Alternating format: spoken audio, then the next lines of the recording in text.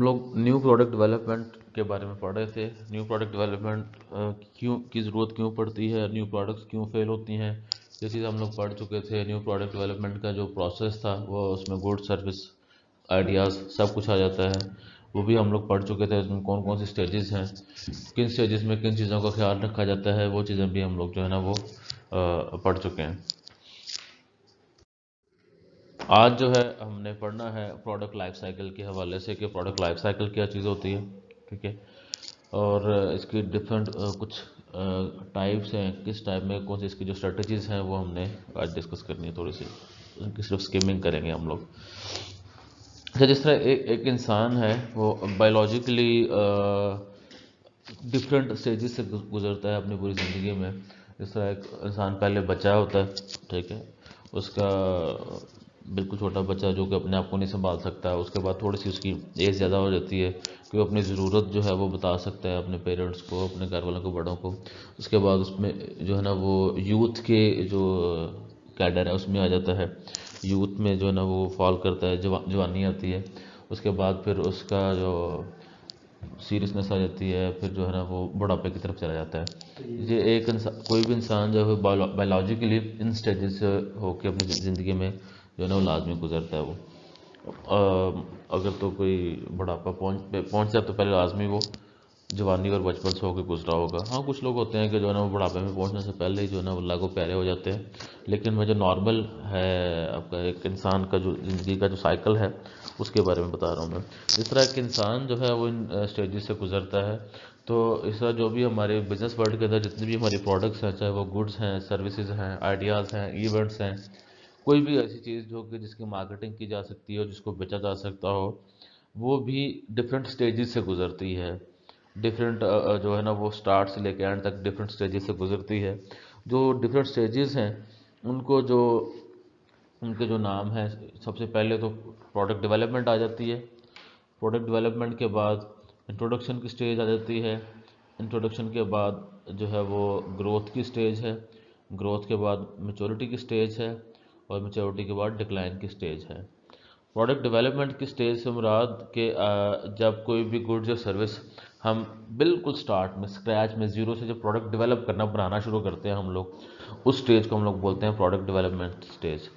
आपने कोई business start किया, फॉर एग्जांपल आप बिज़नेस स्टार्ट किया कि हमने जो है ना कोई इलेक्ट्रिक रिक्शाज जो हैं, इलेक्ट्रिक रिक्शाज हमने बनाने हैं, या फॉर एग्जांपल अगर आपका आइडिया है, आप इस चीज़ का बिज़नेस स्टार्ट करना चाह रहे हैं, तो द वेरी अर्ली स्टेज जिसमें आप लोग उसकी सिर्फ प्रोडक्शन स्टार्ट करेंगे वो आपकी प्रोडक्ट डेवलपमेंट की स्टेज होगी।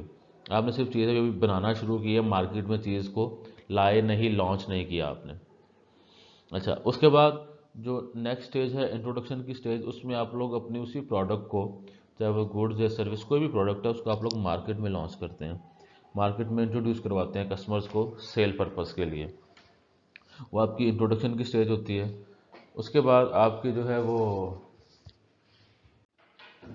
अच्छा, इसके बाद ग्रोथ की स्टेज आ जाती है। ग्रोथ की स्टेज में ये होता है कि जी आपका जो प्रोडक्ट है उसको मार्केट के अंदर एक्सेप्ट किया जाने लगता है। जो कस्टमर्स हैं आपकी प्रोडक्ट को एक्सेप्ट करते हैं, उसको जो है ना वो परचेज़ करते हैं, उसको उसको जो है ना उसकी कंजम्पशन इंक्रीज़ करते हैं। ये ग्रोथ की स्टेज है।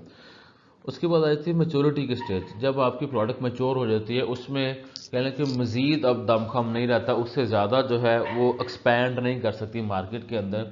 इस स्टेज को हम लोग बोलते हैं मेच्योरिटी स्टेज। उसके बाद आती है जो लास्ट स्टेज है वो है डिक्लाइन की। डिक्लाइन में ये होता है कि जी आपकी जो प्रोडक्ट की जो सेल है वो सेल आपकी जो है ना कम होना स्टार्ट हो जाती है, जो एक मैक्सिमम लेवल तक आपकी सेल आ सकती है।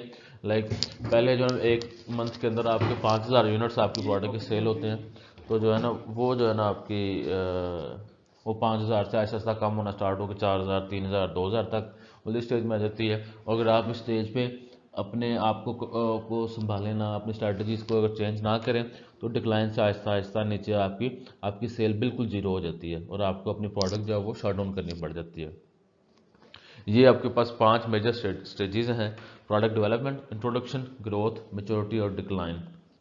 जो ज़्यादातर डिस्कस की जाती हैं आपकी जो स्टेजेस, वो ये वाली 4 हैं: इंट्रोडक्शन, ग्रोथ, मेच्योरिटी और डिक्लाइन। ज़्यादातर ये वाली 4 स्टेजेस जो है वो डिस्कस की जाती हैं, क्योंकि ज़्यादा स्ट्रेटजी डेवलपमेंट जो है ना वो मार्केटिंग के पॉइंट ऑफ व्यू से ये वाले जो 4 स्टेजेस हैं इनके वाले से हमें करनी पड़ती हैं। प्रोडक्ट डेवलपमेंट स्टेज में यहाँ पे वो चीज़ें जो मैंने थोड़ी थोड़ी बताई हैं पहले आपको, कि आपकी सेल्स बिल्कुल ज़ीरो होती हैं क्योंकि आपने मार्केट के अंदर अभी प्रोडक्ट लॉन्च नहीं की होती, बिल्कुल ज़ीरो सेल होती हैं। और आपकी कॉस्ट जो है ना, कॉस्ट आपकी जो वो होती है प्रोडक्शन कॉस्ट, आप बेयर कर रहे होते हैं चीज़ को बनाने की कॉस्ट, और चीज़ को जो है ना वो अपने स्टोर्स हैं उनकी कॉस्ट जो है ना वो आप लोग वो करते हैं, बियर करते हैं, क्योंकि प्रोडक्शन तो स्टार्ट कर दी होती है आपने। उसके बाद जब आप प्रोडक्ट मार्केट में इंट्रोड्यूस करवाते हैं तो उसकी जो स्लो सेल्स की ग्रोथ होती है, यानी कि कस्टमर आपके प्रोडक्ट को परचेज करना स्टार्ट करते हैं लेकिन you have very few customers about that particular product. अच्छा, उस पर्टिकुलर वो जो प्रोडक्ट है उसका कस्टमर जो है ना वो बहुत कम होता है। अब उसमें आपकी जो सेल्स की जो ग्रोथ है आपकी, ठीक है, वो बहुत स्लो होती है। और आपकी जो प्रॉफिट है, आमतौर पे आपको प्रॉफिट नहीं होता, फिर भी आप लॉस में ये भी चल रहे होते हैं। वो लॉस क्योंकि अभी तक जितनी आपकी फिक्स कॉस्ट है, आप लोगों ने इकोनॉमिक्स में फिक्स कॉस्ट वेरिएबल कॉस्ट आप लोगों ने वो कॉन्सेप्ट पढ़ा होगा आपने। फिक्स कॉस्ट जो है वो आपकी अपनी जगह पे बरकरार रहती है। बिल्डिंग का रेंट है, बिजली के किराए हैं। अब आपकी एक फैक्ट्री आपने पूरी की पूरी बिल्डिंग रेंट पे ली हुई है। अब आप उसमें चाहे 2000 यूनिट्स बना रहे हैं, आप चाहे उसमें 10,000 यूनिट्स बना रहे हैं, किराया तो वो है जो कि आपको सेम ही आपको बिल्डिंग का पे करना पड़ना है। तो वो फिक्स कॉस्ट की वजह से आपके जो है ना वो आपके एक्सपेंसेस ज़्यादा होते हैं इनिशियली, और आपके रेवेन्यूज़ कम होते हैं, जिसकी वजह से आपको जो ना प्रॉफिट नहीं हो रहा था, आप लॉस में जाते हैं। लेकिन उस लॉस को आपने एज ए लॉस कंसिडर नहीं करना, आपने उसको एज ए इन्वेस्टमेंट कंसिडर करना है। अगर लॉस कंसिडर करेंगे तो आप जल्दी दिल बर्दाश्त हो जाएंगे। आपको पता होना चाहिए कि अभी हम इंट्रोडक्शन की स्टेज में हैं, तो अभी हमें थोड़ा टाइम लगेगा प्रॉफिट अर्निंग वाली स्टेज में आने वाली साइड पे। तो इंट्रोडक्शन में आपकी जो लॉस होगा उसको आपने एज ए इन्वेस्टमेंट ही काउंट करना है आपने। उसके बाद आपकी जो नेक्स्ट स्टेज, तो थर्ड स्टेज आ जाती है, वो ग्रोथ की स्टेज। ग्रोथ में ये होता है कि जी आपका जो प्रोडक्ट है वो उसकी मार्केट में लोगों को, आपके कस्टमर को जो है ना वो पता लगता है कि यार ये मार्केट में प्रोडक्ट अवेलेबल है, ठीक है। उसकी जो मार्केट के अंदर एक्सेप्टेंस है वो इंक्रीज होती है और आप प्रॉफिट अर्न करना शुरू करते हैं। यानी कि पहले महीने फॉर एग्जांपल इंट्रोडक्शन में आपने जो है ना वो 10 यूनिट सेल किए थे, जब ग्रोथ की स्टेज आ रही है तो आप हर महीने एडिशनल 10 यूनिट सेल कर देंगे। पहले महीने 10, दूसरे महीने 20, तीसरे महीने 30, इस तरह 40, 50। ये जो है ना ये आपकी ग्रोथ की स्टेज आ जाती है। उसके बाद आ जाती है मेच्योरिटी स्टेज। मेच्योरिटी स्टेज में होती है कि आपकी जो प्रोडक्ट की जो ग्रोथ है, ग्रोथ उसकी कंपैरेटिवली कम हो जाती है। यानी कि आप हर महीने एडिशनल 10 यूनिट सेल कर रहे थे ग्रोथ में, तो मेच्योरिटी में आके वो 10 से 8 पे आ जाएगी, 8 से 7 पे आ जाएगी, 6 पे आ जाएगी। इस तरीके से जो है ना वो आपकी हर महीने जो ओवरऑल प्रोडक्ट की जो सेल की एक्सपेंशन है वो एक्सपेंशन कम हो जाती है उसके अंदर। और आप प्रॉफिट तो अभी भी अर्न कर रहे होते हैं लेकिन आपके प्रॉफिट जो है वो कम होना स्टार्ट हो जाते हैं। प्रॉफिट अभी भी अर्न कर रहे हैं लेकिन प्रॉफिट आपका की जो मैग्नीट्यूड है प्रॉफिट्स का वो कम हो जाता है। और उसके बाद मेच्योरिटी के बाद अगली स्टेज है वो डिक्लाइन की, कि आपकी सेल्स बहुत तेज़ी से कम होना स्टार्ट हो जाती हैं और आपके प्रॉफिट बहुत तेज़ी से कम होना स्टार्ट हो जाते हैं। और अगर इस डिक्लाइन की स्टेज को आप प्रॉपरली हैंडल ना किया जाए, स्ट्रैटेजी चेंज ना की जाए, तो डिक्लाइन में एक स्टेज आती है कि आपके प्रॉफिट बिल्कुल ज़ीरो हो जाते हैं। और उसके बावजूद आप अगर आप अपनी प्रोडक्ट सेल करने की कोशिश करें तो आपके जो है ना वो आपको लॉस होना स्टार्ट हो जाएगा आपको। ये जो है ना नेक्स्ट स्टेज है। ये आगे इसके बाद प्रोडक्ट लाइफ साइकिल की कुछ स्ट्रेटजीज कह लें इनको, या इसकी टाइप्स हैं बेसिकली ना प्रोडक्ट लाइफ साइकिल की। 3 बेसिक टाइप्स हैं। एक को हम लोग बोलते हैं स्टाइल, दूसरे को हम लोग बोलते हैं फैशन, तीसरे को हम लोग बोलते हैं फैड, ठीक है। अब स्टाइल जो है, जैसा कि आपको ये शेप से नज़र आ रहा है, अब ये जो कर्व है ना ये आपकी प्रोडक्ट की सेल को डिपिक्ट कर रहे हैं। ये जो कर्व्स हैं ये प्रोडक्ट की सेल्स को जो है ना वो शो कर रहे हैं। अब इस स्टाइल में आप लोग देखें ये ऐसी प्रोडक्ट्स हैं जिनकी सेल पहले इंक्रीज हो रही है, इंक्रीज होने के बाद डिक्रीज हुई, डिक्रीज होने के बाद फिर जो है ना इंक्रीज हो गई, फिर ये सर्कल इस तरह चलता रहता है। ये एक वेव की फॉर्म में होती है। वेव होती है ना जिस तरह कि कभी वो उसके वो ऊपर जा रही है, कभी नीचे आ रही है, उसके कुछ नोट्स एंटी नोट वाला सीन होता है। चलो वो साइंटिफिक चीज़ है वो। अब ऐसी जो प्रोडक्ट्स हैं उनको हम लोग बोलते हैं वो स्टाइल में आ जाती हैं। ये आपकी इस तरह के जो सीजनल प्रोडक्ट्स हैं उनमें भी आपका जो है ना वो आमतौर पे ऐसा हो जाता है। जैसे अगर हम ड्राई फ्रूट की बात करते हैं, अब आपके ड्राई फ्रूट्स हैं उनकी सर्दियों में कंजम्पशन उनकी ज़्यादा होती है, गर्मियों में उनकी कंजम्पशन कम हो जाती है, फिर सर्दियाँ आती हैं फिर ज़्यादा हो जाती है। फिर ये जो है ना इसको आप लोग इस तरह के प्रोडक्ट्स को स्टाइल बोलते हैं आप लोग। या इस तरह की डिफरेंट क्लॉथिंग्स हो सकती हैं, जिस तरह आप लोग वो अब खासतौर पे फीमेल ड्रेसेस में अगर आप लोग बात करें तो कभी जो है ना वो जी अब जो लॉन्ग शर्ट्स हैं उनका ट्रेंड है जी, वो एक ख़ास वक्त तक उनका ट्रेंड रहा, उसके बाद फिर जो ना शॉर्ट शर्ट स्टार्ट हो गई, उसके बाद फिर कुछ अर्से बाद फिर लॉन्ग शर्ट स्टार्ट हो गई। ये जो है इस तरह का जो आपके प्रोडक्ट्स का जो लाइफ साइकिल है उसको हम लोग बोलते हैं वो स्टाइल में आ जाता है। फैशन जो है, फैशन ऐसा प्रोडक्ट लाइफ साइकिल जो थोड़ा कंपैरेटिवली शॉर्ट टाइम होता है, शॉर्ट टाइम का वो प्रोडक्ट लाइफ साइकिल होता है, और ये जो है ना इनकी सेल इंक्रीज़ हो रही है और उसके बाद जो है ना उनको फिर वो डिक्लाइन स्टार्ट हो जाता है और दोबारा इसमें रिवाइवल नहीं आता, रिवाइव नहीं करता वो दोबारा, वो जो है ना उनकी सेल इंक्रीज़ नहीं करती। इस तरह का जो प्रोडक्ट लाइफ साइकिल है इसको हम लोग फैशन कहते हैं। Third one is fad. Fad से मुराद कि आपकी जो प्रोडक्ट की अचानक से सेल इंक्रीज़ होती है बस अचानक से डिक्रीज़ हो जाती है, अचानक से सेल इंक्रीज़ होती है, अचानक से डिक्रीज़ हो जाती है। इस तरह की जो प्रोडक्ट लाइफ साइकिल को हम लोग बोलते हैं फैड। इसकी अगर मैं एग्जांपल दूं आपको तो इसमें ये कि जैसे आजकल वो चल रहा है न्यूजीलैंड और पाकिस्तान के जो ना मैचेस चल रहे हैं, ठीक है, या इस तरह चलिए उसी का एग्जांपल करते हैं, न्यूजीलैंड और पाकिस्तान के मैचेस चल रहे हैं, वहाँ पे अगर तो अच्छा इसमें जब न्यूजीलैंड और पाकिस्तान के मैच हो रहे हैं तो वहाँ पे अगर कोई तमाशाई मिसाल के तौर पे वहाँ पे देखने आते हैं तो अपनी टीम को सपोर्ट करने के लिए अगर जो न्यूजीलैंड की जो सपोर्टर्स हैं उन्होंने न्यूजीलैंड की जो किट है, ठीक है, टीम की, वो उन्होंने पहनी होती है, शर्ट्स पहनी होती हैं, और जो है पाकिस्तानी टीम के जो सपोर्टर्स हैं उन्होंने पाकिस्तानी टीम की किट वगैरह पहनी होती हैं। अब वो जो है वो जब टूर्नामेंट स्टार्ट होता है या मैच स्टार्ट होता है उन्हीं दिनों में अचानक उन किट्स की, उन कपड़ों की, उन टी शर्ट्स की जो है ना वो डिमांड इंक्रीज हो जाती है, टूर्नामेंट खत्म होता है साथ ही उसकी डिमांड जो है ना वो ख़त्म हो जाती है उसकी। ऐसी जो प्रोडक्ट्स हैं उनको हम लोग बोलते हैं वो फैड में आती हैं। इसी तरह जैसे ईद पे आप लोग ऑब्ज़र्व करते होंगे जो मीठी सवैयाँ हैं या जो हम लोग फ्योनियाँ भी मार्केट में मिलती हैं उनकी अचानक मार्केट में सेल और जो परचेज इंक्रीज़ हो जाती है। ईद ख़त्म होती है साथ ही जो फ्योनियाँ खासतौर पर, सवैयाँ तो फिर बनती रहती हैं आहिस्ता आहिस्ता, जो फ्योनियाँ हैं या इस तरह के जो बाकी डिज़र्ट्स हैं उनकी डिमांड जो साथ ही डिक्लाइन कर जाती है, उनकी बिल्कुल साथ ही वो नीचे आ जाते हैं। इस तरह के जो प्रोडक्ट लाइफ साइकिल है उनको हम लोग फैड बोलते हैं। ये तीन बेसिक तरह के जो ना आपके आमतौर पे जो प्रोडक्ट लाइफ साइकिल की टाइप्स हैं आपकी। ये इन्हीं स्टेजेस को थोड़ा थोड़ा जो मज़ीद एक्सप्लेन किया वो चीज़ें वही हैं जो मैं आपको थोड़ी बहुत बता चुका हूँ। इंट्रोडक्शन स्टेज में क्या होता है कि जी आपकी जो सेल्स स्लो ग्रोथ होती है सेल्स की, ये मैं बता चुका हूँ। प्रॉफिट आपका बहुत कम होता है या बिल्कुल नहीं होता प्रॉफिट आपके पास इंट्रोडक्शन की स्टेज में। और उसके बाद आपके जो शुरू में आपके जो प्रोडक्ट को डिस्ट्रीब्यूट करना है और उसकी जो प्रमोशन के एक्सपेंसेस वो काफ़ी सारे होते हैं, क्योंकि आप अपनी मार्केट में अपनी प्रेजेंस को आप लोग जो है पक्का करना चाह रहे होते हैं, कस्टमर को अवेयर करना चाह रहे होते हैं अपनी प्रोडक्ट के बारे में, तो आपको हैवी प्रमोशन जो है ना वो करनी पड़ती है। अपनी प्रोडक्ट को डिस्ट्रीब्यूशन को यकीनी बनाना पड़ता है कि हर शॉप पे या हर दुकानों पे जो है ना वो मेरी प्रोडक्ट नज़र आए वहाँ पे लोगों को, कस्टमर्स को, ठीक है। उस चीज़ के एक्सपेंसेस जो है ना वो आपको बहरहाल बेयर करने पड़ते हैं। ग्रोथ स्टेज में सेल्स आपके इंक्रीज़ होना स्टार्ट हो जाती है, ठीक है, और आपके जो मार्केट में नए नए कंपेटिटर्स आते हैं आपके, जो कि वही प्रोडक्ट या आपकी प्रोडक्ट के अल्टरनेटिव्स जो हैं सब्सिट्यूट्स वो सेल कर रहे होते हैं।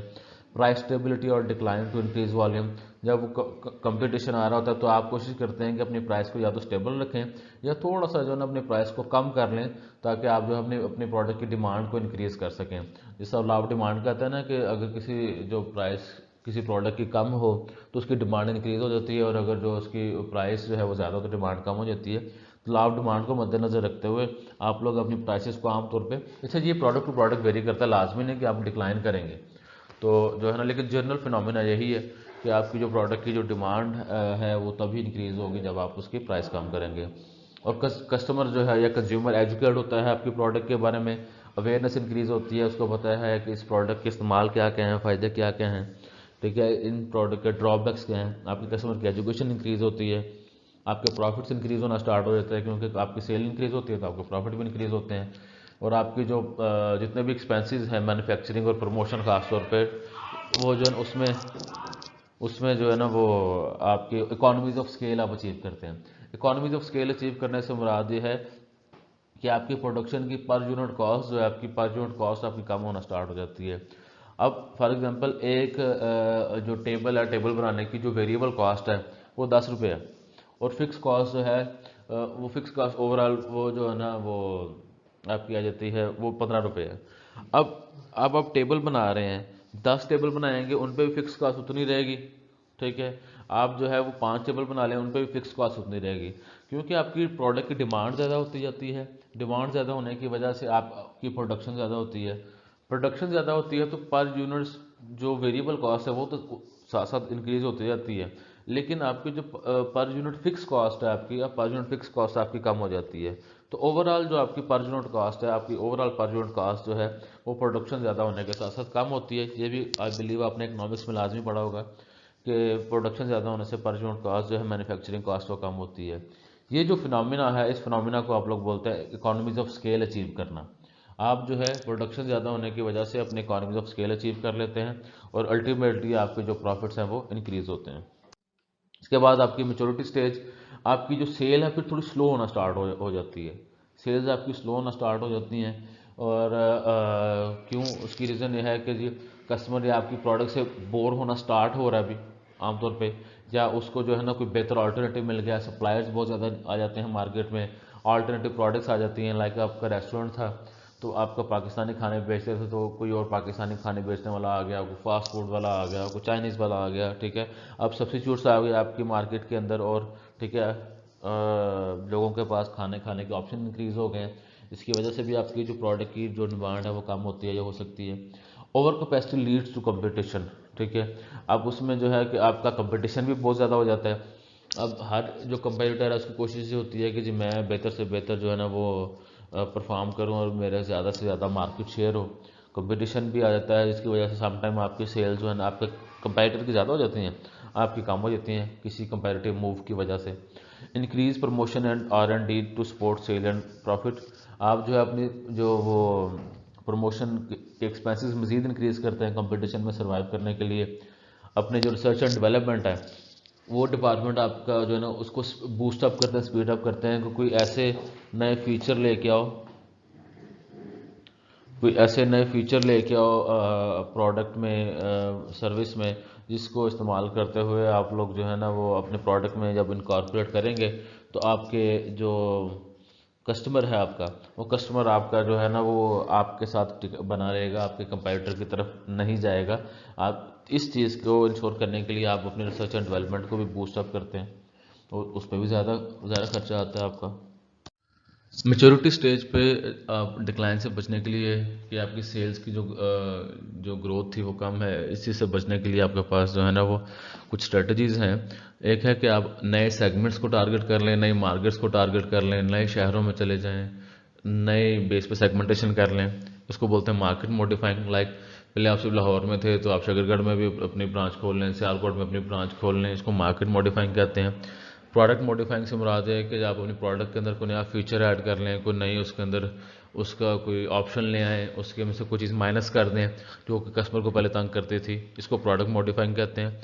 इससे भी कस्टमर जो है ना वो आपके मार्केट प्रोडक्ट की तरफ अट्रैक्ट हो सकता है। उसके बाद मार्केटिंग मिक्स मॉडिफाइंग है। मार्केटिंग मिक्स मॉडिफाइंग में जो है ना ये चीज़ आ जाती है, आपके जो बाकी एलिमेंट है मार्केटिंग मिक्स के, प्राइस है, प्रमोशन है, प्लेस है, आप जो है ना उन चीज़ों के ऊपर काम करके उनमें कोई मॉडिफिकेशन करके कस्टमर के लिए वैल्यू एडिशन करें, ताकि कस्टमर जो है ना आपके प्रोडक्ट को बाय करे या कर सकें, ठीक है। ये चीज़ें जो है ना मैच्योरिटी स्टेज की स्ट्रेटजीज़ हैं, जिनमें आप लोग मॉडिफिकेशन करके प्रोडक्ट में, मार्केटिंग मिक्स में या मार्केट में आप जो है ना अपने वैल्यू प्रोडक्ट की, कस्टमर के लिए प्रोडक्ट की वैल्यू इंक्रीज़ कर सकते हैं। अच्छा, इसके बाद है आपके पास डिक्लाइन स्टेज। डिक्लाइन स्टेज में आपके पास जो है वो होता ये है कि आमतौर पर जब प्रोडक्ट की सेल अचानक बहुत ज़्यादा कम होती है, तो उस स्टेज में डिक्लाइन से बचने के लिए आपके पास ये बचने के लिए तो वही मॉडिफिकेशन स्ट्रेटजीज हैं जो मैंने आपको ऑलरेडी बताई हैं। लेकिन आमतौर पर डिक्लाइन में आप कोशिश कर सकते हैं मुझे कि प्रोडक्ट को मेंटेन करें, ठीक है। मेंटेन करने से बाद जिस तरह सेल चल रही है चलने दें, जिस तरह वो, अब मज़ीद उसके ऊपर ना वो खर्चा खुर्चा ना करें, बस उतना मिनिमम खर्चा करें जितना उसको मेंटेन करने के लिए काफ़ी है। हार्वेस्ट से जितनी देर बिकती है उसको बेचें, जितने पैसे से मैक्सिमम कमा सकते हैं कमाएं, और जब उसके बाद नुकसान होना स्टार्ट हो जाए आपको, तो अपनी प्रोडक्ट को आप ड्रॉप कर दें, आप उसकी सेल बंद कर दें, क्योंकि उसके बाद प्रोडक्ट को सेल करने से आपको नुकसान ही होगा आपको। ये आपके पास जो है ना प्रोडक्ट लाइफ साइकिल की डिफरेंट स्ट्रेटजीज थी, डिफरेंट स्टेजेस थी, स्टेजेस के हिसाब से स्ट्रेटजीज जो हैं वो मैंने आपको बताई हैं।